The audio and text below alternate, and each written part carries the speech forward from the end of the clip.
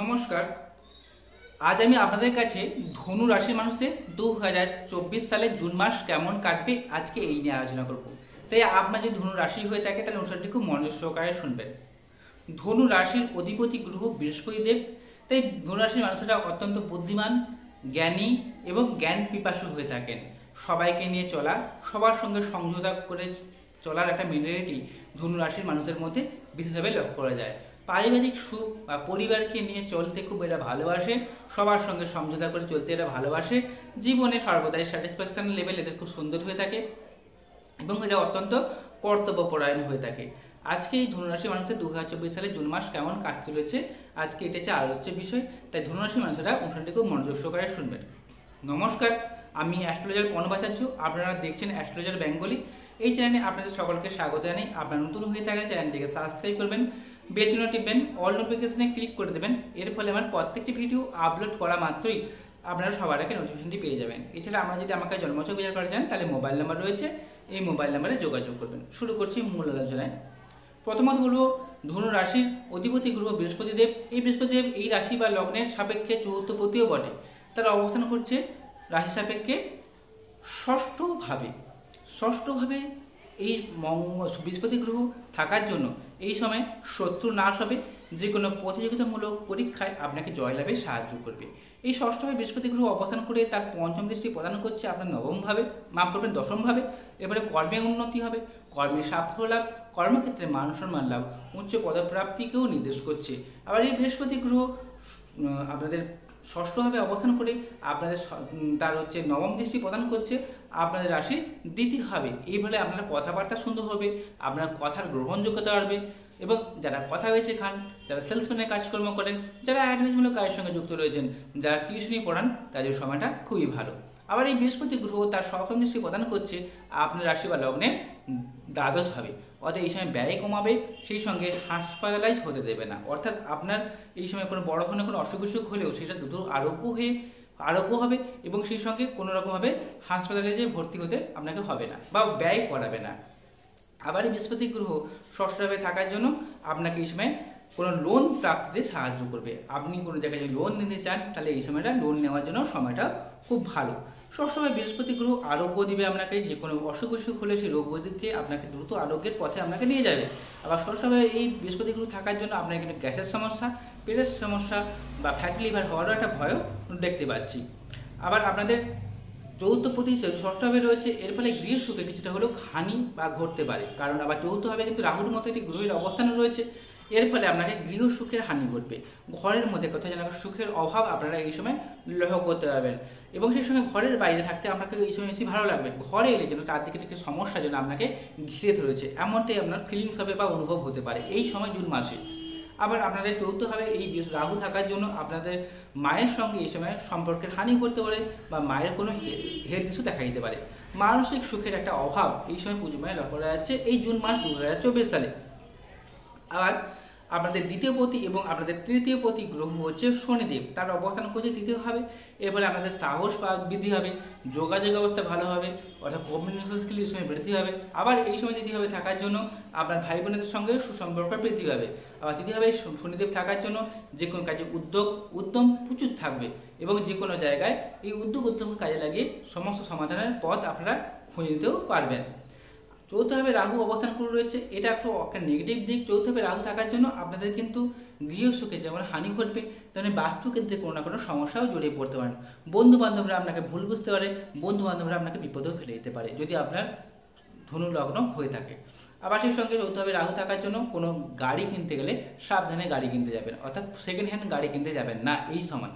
ঠিক আছে, কোনো জায়গায় সম্পত্তি কিনতে গেলেও জায়গা দলিলপত্র ভালো করে যাচাই করে দেখে শুনে তবেই কিনতে যাবেন এই জুন মাসে। আপনাকে ভয় দেখাচ্ছে না এমনটা করতে পারে। জন্মছক সবথেকে বেশি গুরুত্বপূর্ণ, জন্মছক দেখা সবার আগে দরকার। এটা নিয়ে পরে আমি বলছি লাস্টের দিকে। আপনাদের পঞ্চমভাবে অবস্থান করে রয়েছে পঞ্চমপতি এবং দ্বাদশপতি গ্রহ হচ্ছে মঙ্গলদেব। সেই মঙ্গলদেবই পঞ্চমভাবে অবস্থান করে রয়েছে। পঞ্চমভাবে মঙ্গলদেব থাকার জন্য এই সময় চলতি প্রেমের মধ্যে নানা রকম ঝামেলা, রাগ যে সৃষ্টি হতে পারে, প্রেম ভেঙে যাওয়ার একটা সম্ভাবনা রয়েছে। যে সকল প্রেমগুলো বিবাহকে ইন্ডিকেশন দেখায় না সেই প্রেমগুলো এই সময় ভেঙে যেতে পারে।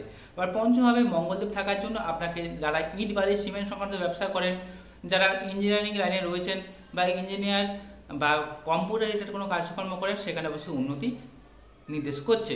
আবার পঞ্চমভাবে এই মঙ্গলদেব থাকার জন্য যারা ফায়ার ব্রিগেডে কাজকর্ম করেন, যারা পুলিশ প্রশাসনের কাজের সঙ্গে যুক্ত হয়েছেন, অবশ্যই সেখানে অবশ্যই মান সম্মান লাভ, উচ্চ পদপ্রাপ্তিকেও নির্দেশ করছে এবং সেখানে সামাজিক স্ট্যাটাসকে বাড়াতে পারে এই মঙ্গলদেব পঞ্চমভাবে থাকার জন্য।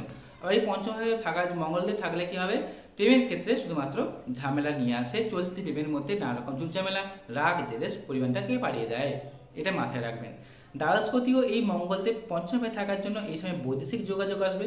বিদেশে যারা যেতে চাইছেন তাদের সময়টা খুব ভালো, আর যারা বিদেশে অলরেডি রয়েছেন সেখানে ওই সময় প্রতিষ্ঠা প্রাপ্তির জন্য সময়টাও খুব ভালো। যারা বিদেশে রয়েছেন এই সময় দেখবেন তাদের প্রতিষ্ঠা প্রাপ্তি হবে বা সেখানে কোনো সামাজিক স্ট্যাটাস বৃদ্ধি পাওয়ার একটা সম্ভাবনাকে লক্ষ্য করা যাচ্ছে। ষষ্ঠপতি আপনাদের হচ্ছে শুক্রদেব। এই শুক্রদেব আপনাদের একাদশপতিও বটে, তার অবস্থান করছে প্রথম 12 দিন অর্থাৎ জুন মাসে 12 তারিখ অবধি ষষ্ঠ হবে। আবার 12 তারিখের পর থেকে দেখা যাচ্ছে সপ্তমভাবে অবস্থান রয়েছে। তাই প্রথম 12 দিন কি হচ্ছে, 12 দিন হচ্ছে আমাদের মহিলা শত্রুর ভয় রয়েছে। আপনি যদি মহিলা হয়ে থাকেন তবুও মহিলা থেকে ভয় রয়েছে, আপনি যদি পুরুষ মানুষ হয়ে থাকেন তাহলেও মহিলা থেকে ভয় রয়েছে। কোনো মহিলা শত্রু অর্থাৎ জেঠিমা, কাকিমা বা মাসিমা এরকম ধরনের সম্পর্ক আপনাকে বিপদে ফেলতে পারে প্রথম 12 দিন অবধি সময়টা। 12 তারিখের পর থেকে এই ভয়টা কেটে যাচ্ছে। তো সপ্তমভাবে যখন শুক্রদেব অবস্থান করবে 12 জুনের পর থেকে, তারপর থেকে দাম্পত্য সুখ বৃদ্ধি পাবে, ঘরের মধ্যে সুখ শান্তি কিছুটা হলেও বৃদ্ধি পাবে, ঠিক আছে।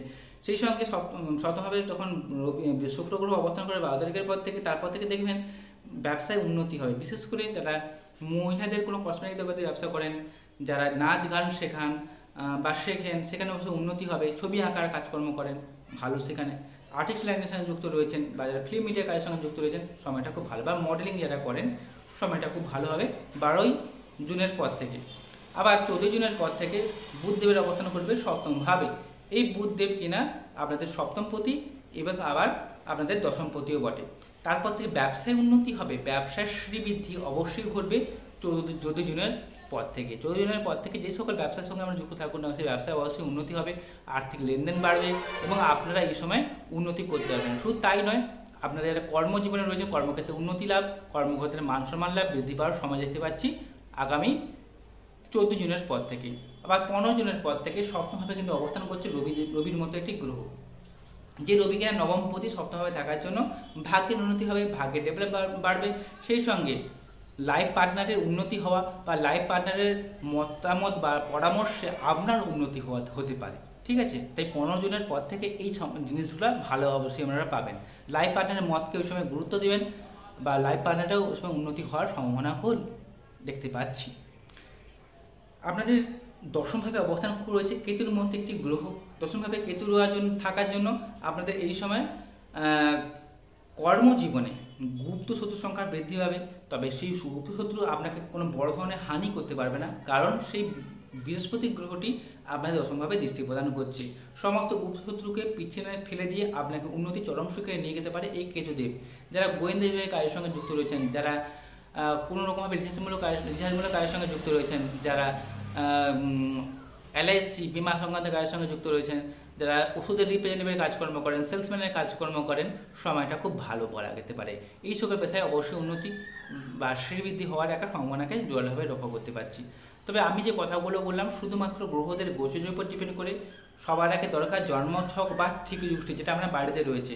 জন্মছকে দেখতে হবে আপনার লগ্ন সাপেক্ষে শুভ গ্রহগুলো কেন্দ্র করে বসছে কিনা, ডিগ্রিগতভাবে কতখানি বলাবল পেয়েছে, রবি দ্বারা দগ্ধ বা কম্বাস্ট হয়ে গেছে কিনা, এবং বর্তমান সময়ে আপনার কোন গ্রহের দশা অন্তশা চলছে, নবাংশ চার, দশমাংশ চার দেখে একটা পুঙ্খানুপুঙ্খ তথ্য বলে দেওয়া যায় যে বর্তমান সময় আপনার কেমন কাটবে, আগামী দিনে আপনার কেমন কাটবে, বর্তমান সময়ে কী কী সমস্যার উপর দিয়ে আপনি যাচ্ছেন, আগামী দিনে কী কী করলে সমস্যার সমাধানের পথ আপনারা খুঁজে পাবেন, বর্তমান সময় আপনার কেমন ধরনের সমস্যা চলছে, ভবিষ্যতে কি করলে এই সমস্যাগুলো আর থাকবে না, বা ভবিষ্যতে কী কী সমস্যা আসছে সেগুলো কী কী করলে সমস্যা থেকে কী ধরনের মুক্তি পাওয়া যাবে তা পুঙ্খানুপুঙ্খ তথ্য বলে দেওয়া যায় শুধুমাত্র জন্মছক বা ঠিকই যুগোষ্ঠী বিচার বিশ্লেষণ করে।